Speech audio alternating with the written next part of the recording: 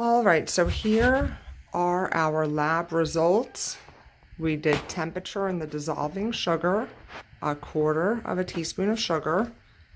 The cold water in test number 1 dissolved in 7 minutes and 30 seconds. And test number 2 was more than 8 minutes. Those are the pluses because we stopped. In the boiling water, the 1/4 teaspoon of sugar dissolved in test number 1 in 1 minute, and test number 2 was 50 seconds. For our temperature dissolving the ice cube in water, in cold water, it was more than 5 minutes. The ice cube lost 8 grams of weight. And in our second test, it still had not dissolved at 5+ minutes, and it lost 10 grams of weight. That's my son chatting right now. In boiling water, the ice cube dissolved in 1 minute and 19 seconds. And in the second test, it dissolved in 1 minute and 23 seconds. Our third test was on surface area, so ice cubes versus crushed. We weighed those. In that, we had changed to 100-degree water.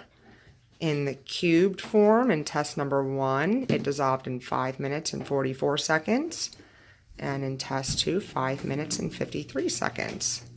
When we crushed it, in test 1, it dissolved in 2 minutes and 2 seconds. In the second test, 1 minute and 36 seconds. The only thing we changed is stirring.